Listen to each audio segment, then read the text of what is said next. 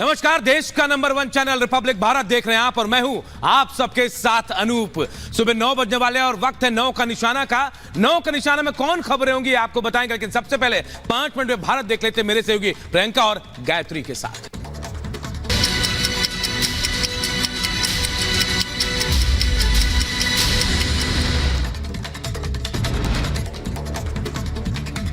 मुख्तार अंसारी को आज सुबह 10 बजे दफनाया जाएगा। गाजीपुर की कालीबाग कब्रिस्तान में मुख्तार को आज दफनाया जाएगा। मुख्तार के भतीजे विधायक सोहेल अंसारी ने सोशल मीडिया पर जानकारी दी। मुख्तार के बेटे अब्बास अंसारी ने सुप्रीम कोर्ट में लगाई अर्जी। मुख्तार अंसारी के जनाजे में शामिल होने की मांगी इजाजत। मुख्तार अंसारी के जनाजे में शामिल होगा शहाबुद्दीन का बेटा उसामा शहाब। मुख्तार के घर के बाहर भारी सुरक्षा बल तैनात। गाजीपुर में मुख्तार के घर के बाहर सुरक्षा बढ़ाई गई। गाजीपुर में पुलिस और पीएसी के जवान तैनात।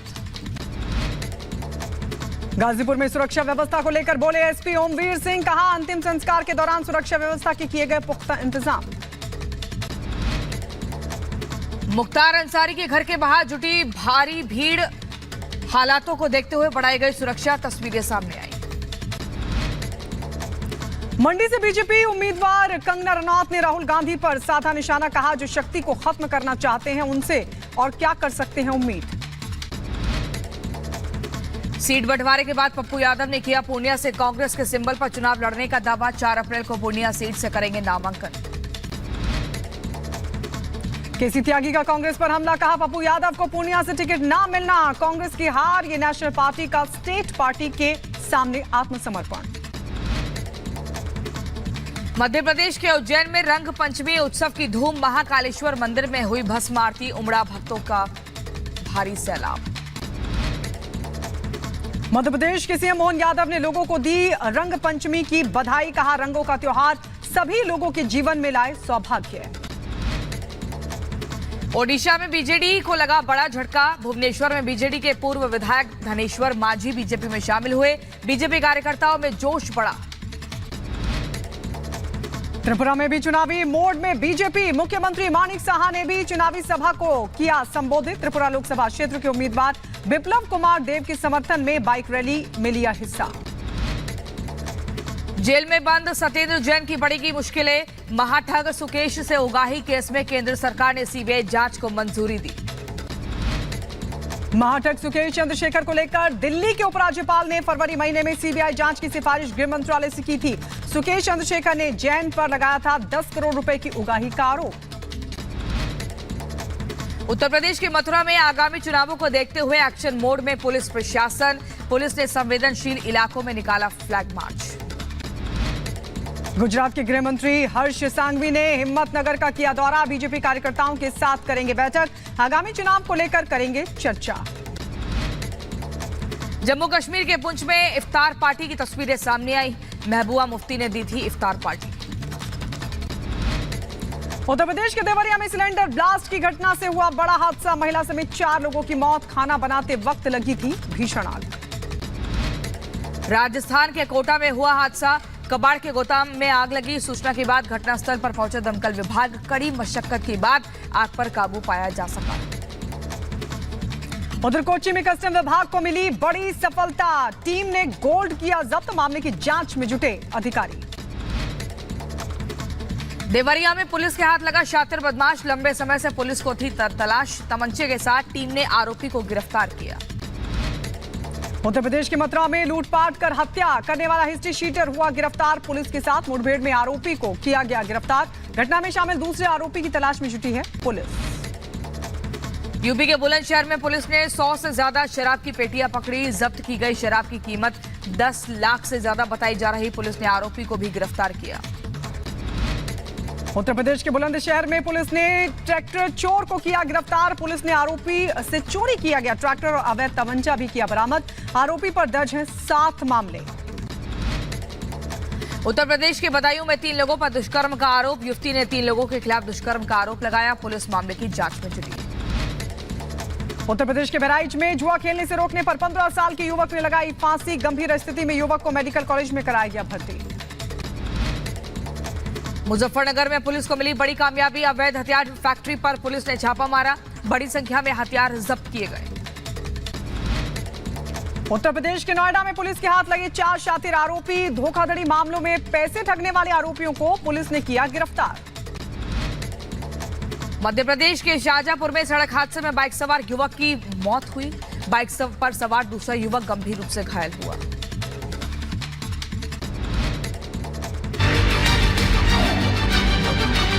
वीडियोग्राफी कराई जा रही है और पूरी सुरक्षा के इंतजाम हैं। सुपुर्द खाक का जो वो निकलेगा शांतिपूर्ण तरीके से हो हल्ला या इस तरह की करने की प्रयास ना करें। और बात माफिया मुख्तार अंसारी के जो आज सुपुर्द खाक होने वाला। जी हां, बड़ी खबर, बड़ी जानकारी आपको दे दे। 10 बजे माफिया मुख्तार अंसारी को दफनाया जाएगा। मोहम्मदाबाद में भीड़ बढ़ रही है और इसे देखते हुए धारा 144 लागू कर दी गई है। देखिए, मुख्तार के घर के बाहर सुरक्षा भी कड़ी कर दी गई है। और एक बात और, जो पोस्टमार्टम रिपोर्ट है उसमें प्राइमरी रिपोर्ट में कहा गया कि हार्ट अटैक से मुख्तार की मौत हुई। लेकिन आज जो मुख्तार अंसारी है, जी हां, माफिया जिसका अंत हुआ, आज सुपुर्द खाक होने वाला है। 10 बजे का वक्त बताया जा रहा है जब मुख्तार अंसारी को दफनाया जाएगा। भीड़ बढ़ रही है और इसे देखते हुए धारा 144 इलाके में लागू कर दी गई है। पूर्वांचल का माफिया मुख्तार अंसारी आज मिट्टी में मिल जाएगा और इसी के साथ हो जाएगा उसके अपराध के काले साम्राज्य का अंत। माफिया के जनाजे में कौन कौन शामिल होगा? उसके बड़े बेटे अब्बास को आने की कोर्ट से अनुमति मिलेगी या फरार इनामी पत्नी अफसा अंसारी आएगी या नहीं? और मुख्तार की मौत पर क्या कुछ सवाल उठ रहे हैं, एक रिपोर्ट में दिखाते हैं।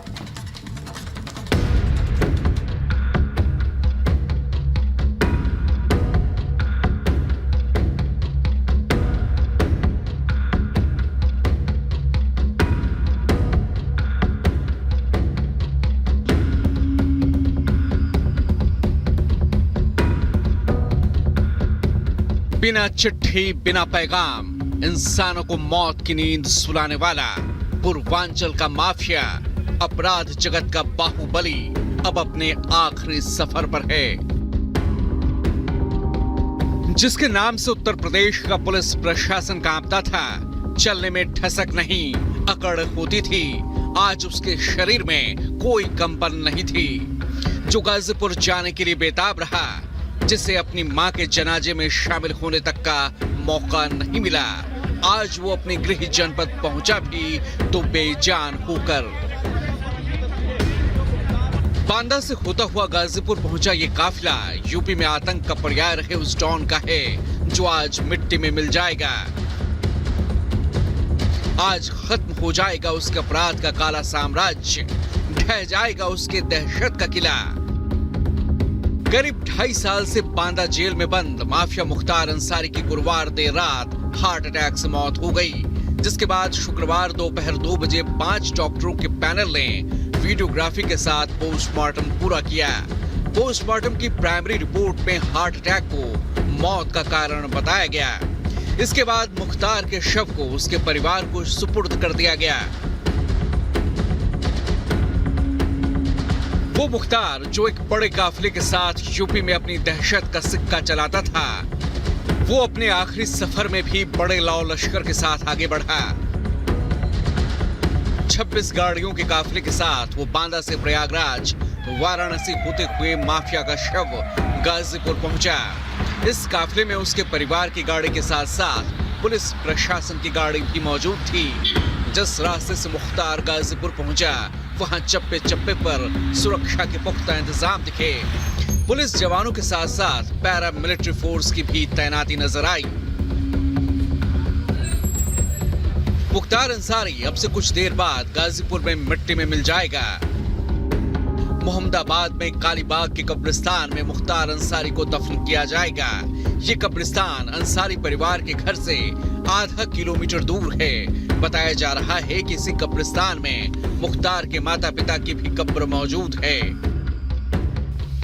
मुख्तार के आखिरी सफर में भारी भीड़ उमड़ने की आशंका है, लिहाजा माफिया के घर और कब्रिस्तान के पास भारी फोर्स तैनात की गई है। जगह जगह बैरिकेडिंग लगाई गई है और हर किसी पर पैनी नजर रखी जा रही है।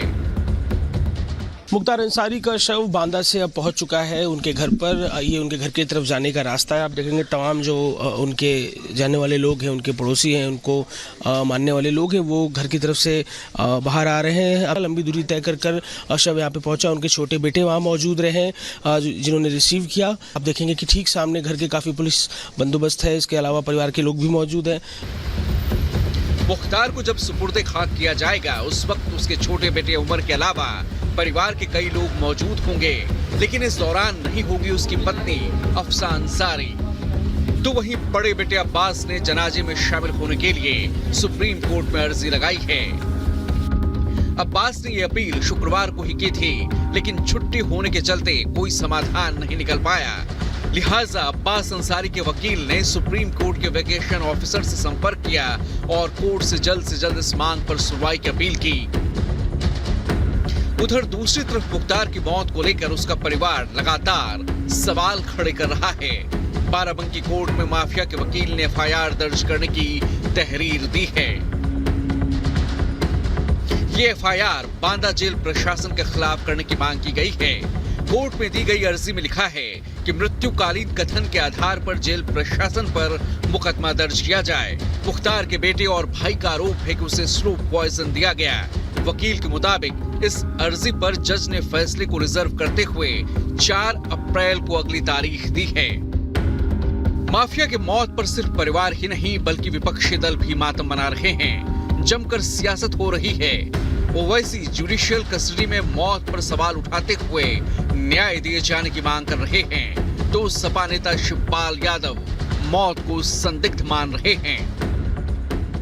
जब जुडिशियल कस्टडी में किसी की मौत हो रही है और उनकी फैमिली उस एप्रीहेंशन का इजहार कर चुकी है, सुप्रीम कोर्ट वो लोग केस डाले हैं, तो इसमें पॉलिटिक्स क्या है भाई? कि एक आदमी की तो मौत हो गई ना, जाने की जिम्मेदारी किस पर है? इसमें पॉलिटिक्स क्या करना है? इसमें तो सच्चाई को जानना है, जस्टिस करना चाहिए। परिवार के लोगों की जो मांग है वो जरूर मान लेना चाहिए। तो जब संदेह में है, मौत तो संदेह में है, तो न्यायपालिका को तुरंत संज्ञान में ले लेना चाहिए। सरकार की नीयत में तो शंका न होने का कोई सवाल ही नहीं है। 100% सरकार के द्वारा इस तरह की घटनाओं को किया जा रहा है। और आज बड़ा दुर्भाग्य है कि उत्तर प्रदेश के अंदर सबसे ज्यादा कस्टोडियल डेथ अगर कहीं है तो हमारे उत्तर प्रदेश में है। कुल मिलाकर जिस माफिया के इकबाल यूपी की पुरानी सरकारों में बुलंद होता रहा, उसका पानी योगी सरकार में उतर गया। यूपी में जीरो टॉलरेंस की नीति के साथ काम करने वाले बाबा के राज में अपराध और अपराधी पस्त हो रहे हैं। Bureau report, Republic Bharat. और चलिए हम सीधे ग्राउंड पर चलते हैं। हमारे 2 सहयोगी हमारे साथ जुड़ चुके हैं। अनामिका सिंह हमारे साथ हैं, इसके अलावा वैभव भी हमारे साथ जुड़ गए। लेकिन सबसे पहले अनामिका, आपके पास आते हुए जरा दिखाइए वहां पर क्या तस्वीर इस वक्त, क्योंकि सुरक्षा कड़ी कर दी गई है। 9:12 मतलब कुछ ही वक्त अब बचा है जब मुख्तार अंसारी को सुपुर्द खाक कर दिया जाएगा। और देखिए, जहां मेरी मौजूदगी है वो फाटक से बाहर का रास्ता, यानी कि जैसे ही जनाजा निकलेगा तो इन्हीं रास्तों से होकर के आ जाएगा कब्रिस्तान के लिए। लेकिन इस पूरे रास्ते पे देख रहे होंगे आप कि जो पुलिस वाले हैं, इनके साथ साथ जो जमावड़ा है वो स्थानीय लोगों का है। हालांकि स्थानीय लोग मीडिया से नाराज भी हैं, इसलिए बहुत ज्यादा यहाँ पे तनाव की स्थिति ना हो, लिहाजा पुलिस वालों ने मीडिया कर्मियों को बाएं साइड में कर दिया है। दाहिने साइड में देखिए आपके सिर्फ और सिर्फ आपको जो रेला दिखाई दे रहा है वो स्थानीय लोगों का है।